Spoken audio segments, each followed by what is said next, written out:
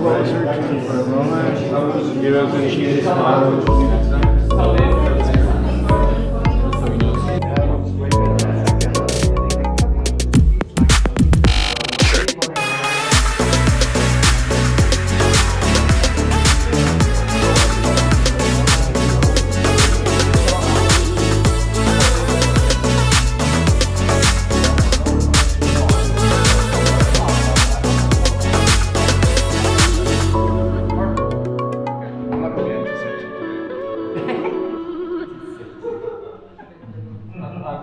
All right, Mats Bausvik.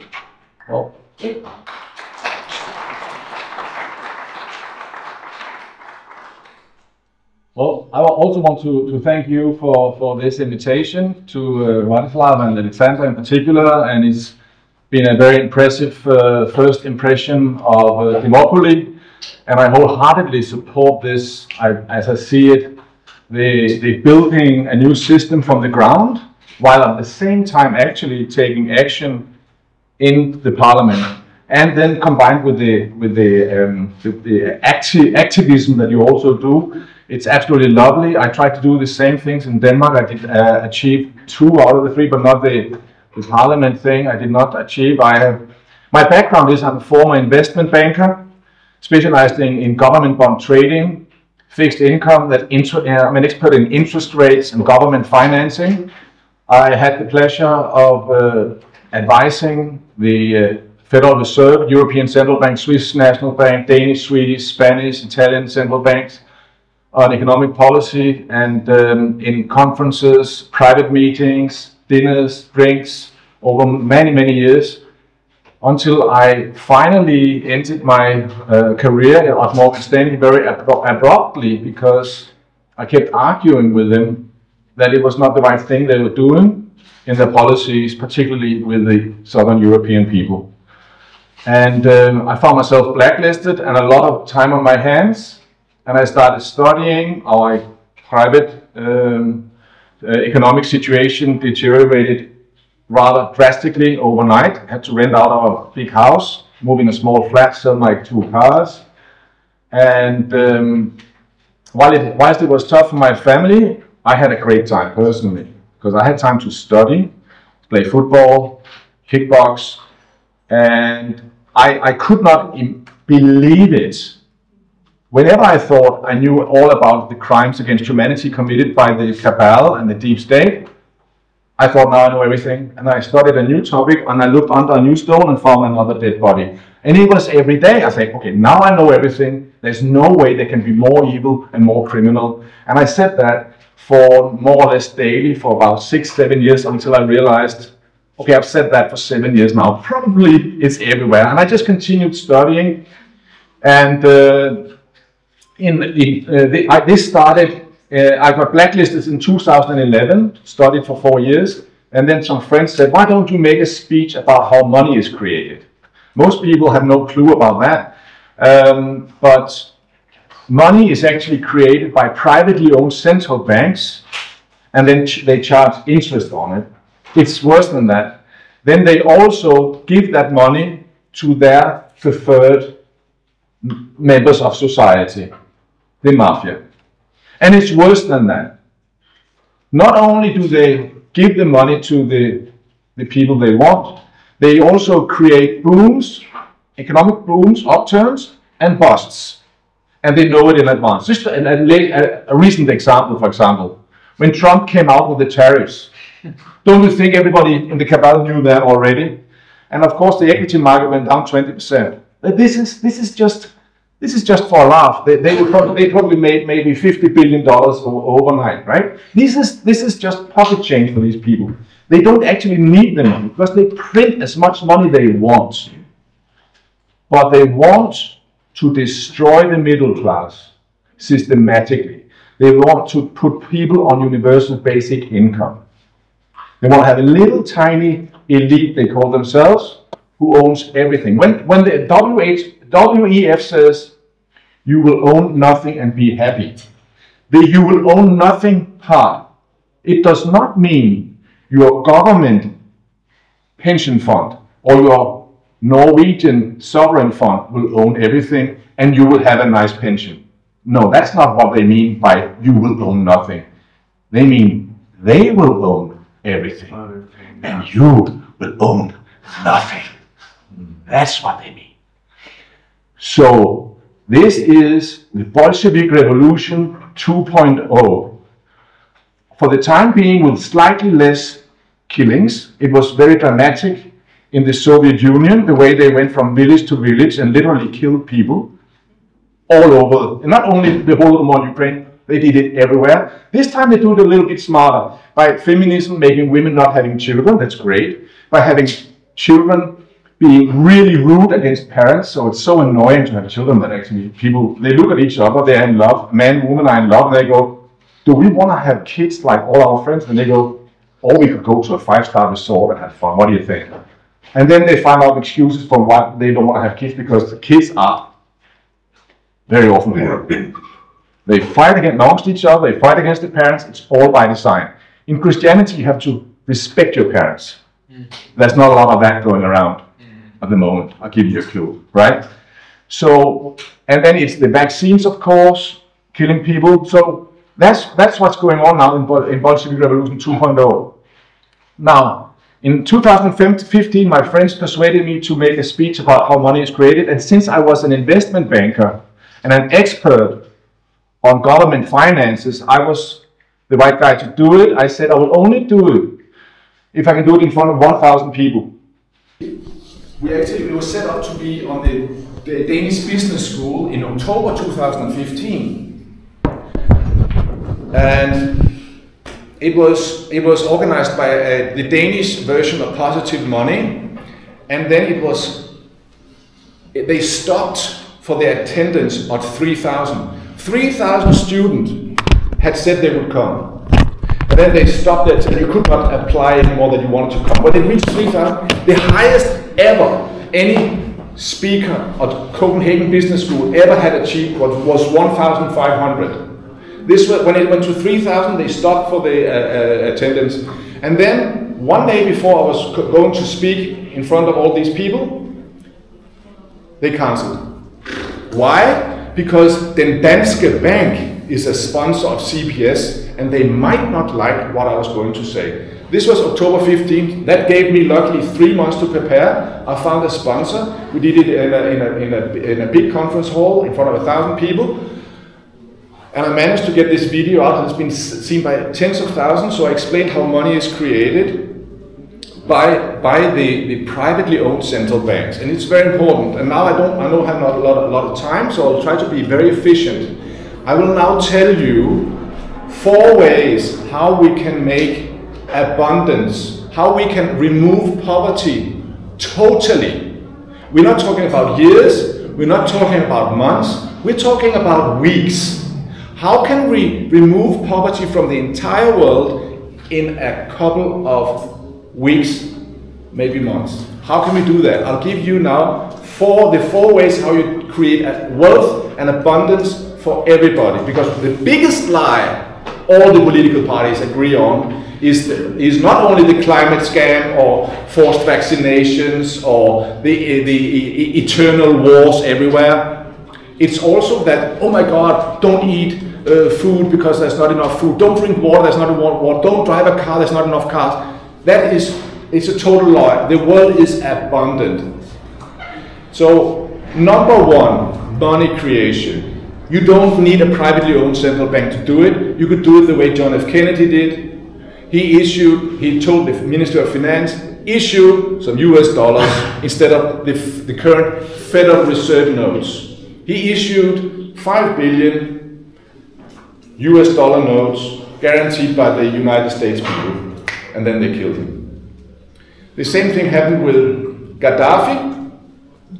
So the English and the French colonies, they got their fake independence on the condition that the economic power still resides in the Banque de France and Bank of England.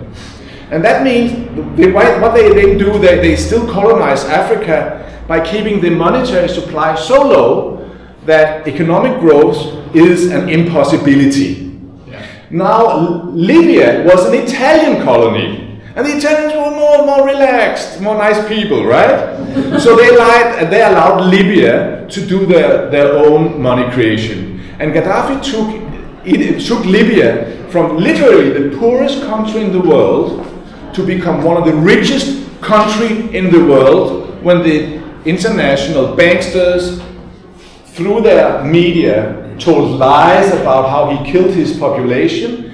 And then they went in and murdered him, carpet bombed Libya, destroyed Libya, also bombed the great man-made river with uranium-depleted bullets. Gaddafi had spent $60 billion making the great man-made river. They had found a tremendous amount of water, totally pristine, clean water under the desert. He pumped it up, made a man-made river up to Benghazi and Tripoli, giving free water to the people. You irrigated huge areas for agriculture. Danish aeroplanes and American aeroplanes and English aeroplanes bombed not only the river with uranium-depleted bullets, but also the factory that produced spare parts to it. Just as an example, if you think you can be allowed to create money outside a privately owned central bank, this is what happens to you. And then you had all the terrorist attacking sponsored by the CIA, the usual suspects, coming in. You have civil war now there. You have open slave markets. As Gaddafi warned us, the illegal immigration would be if he's not there to stop it, it will be going through Libya to Malta and Italy, and that is the major hub now of illegal immigrants into Europe. Okay? So this is number one, produce money the way John F. Kennedy did, the way Gaddafi did, the way Japan did from 1945 to 1990. How can a country that has been totally leveled? Also Aldo Moro did it.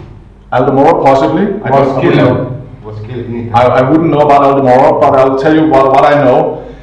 In Japan, all the cities were leveled, not only Nagasaki and Hiroshima. They bombed all the cities. Even after the war officially had ended, they continued, but most people don't know this, but the Americans continued carpet bombing Japan even after the war ended. They leveled the entire country. This is a country where you can only grow food on 3 to 4% of the area. It's physically impossible for over 100 million to live on that island, but the Japanese don't know it, so they just fish and they help each other, they're very efficient. Somehow they manage to survive.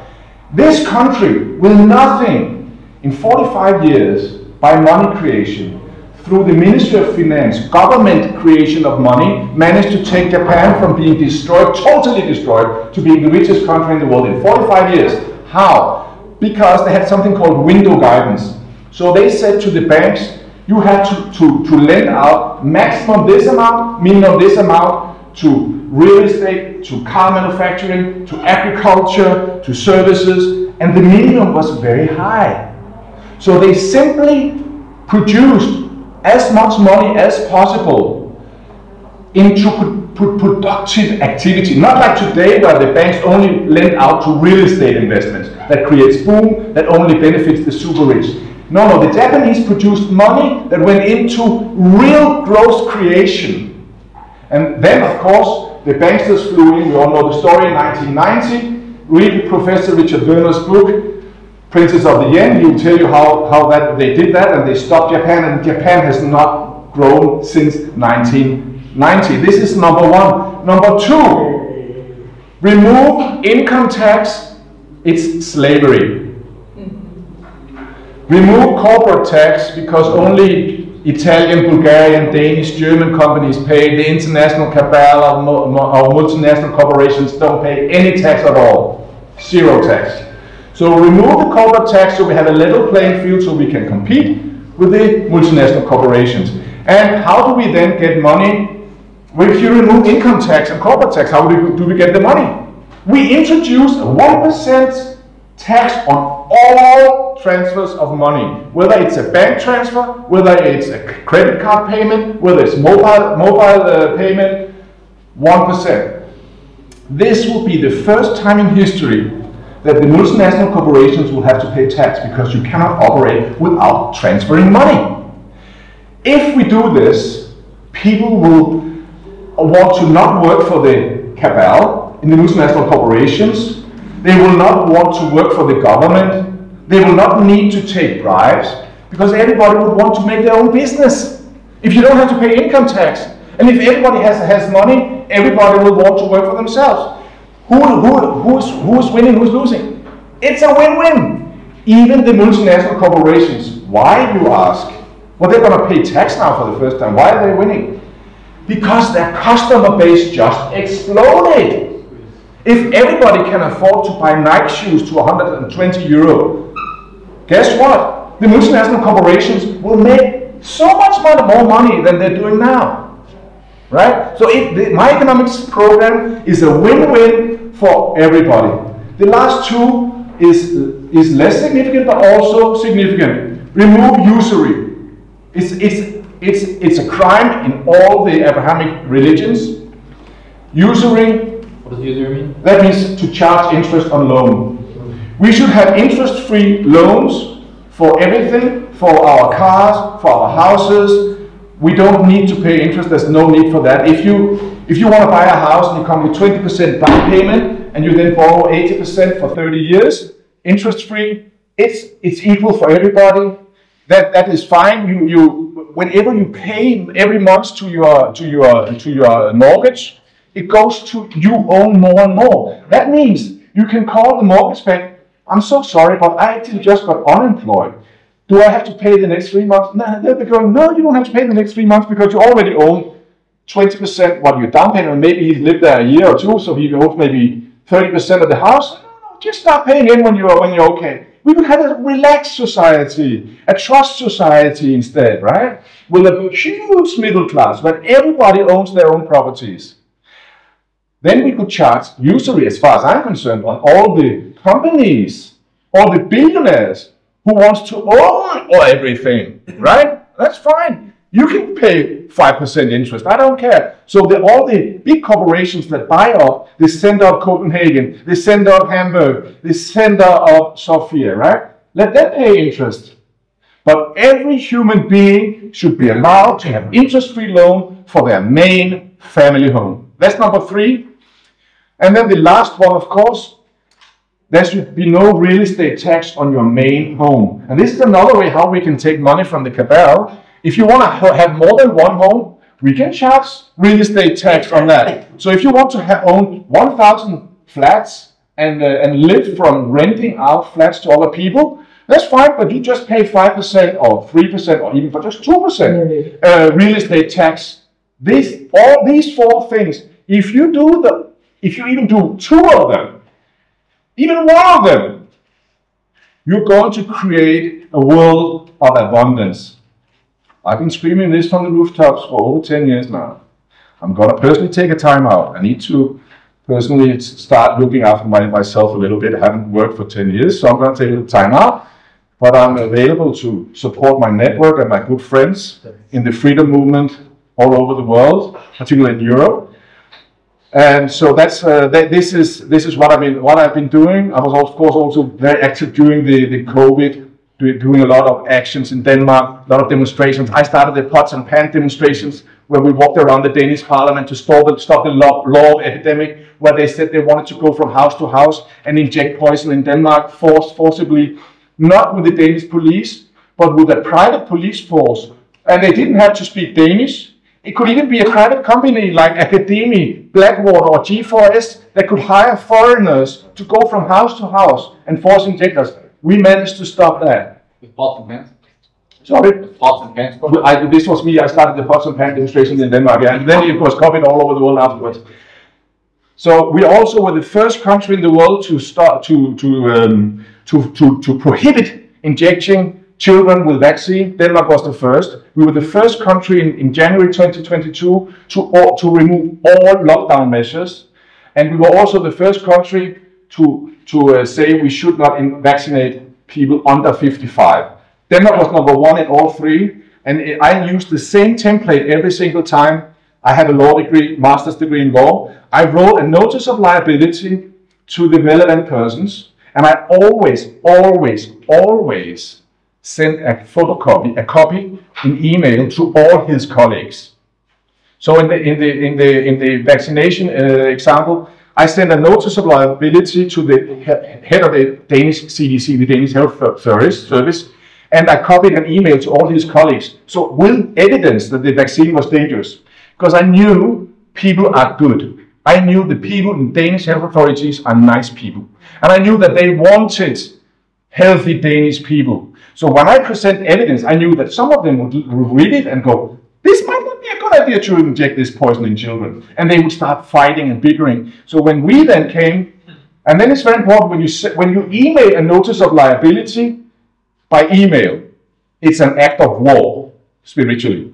But if you go in person and say, here you are, dear head of CDC, with a piece of paper, it's an act of love. If you go physically to another person and say, you know, this is what you're doing is not so good, here is evidence, I want to give you a chance to remedy, to choose another way. It's an act of love. So it worked very well. The following day, Denmark prohibited injecting children under 18 years of age. We did the same with opening up the lockdown.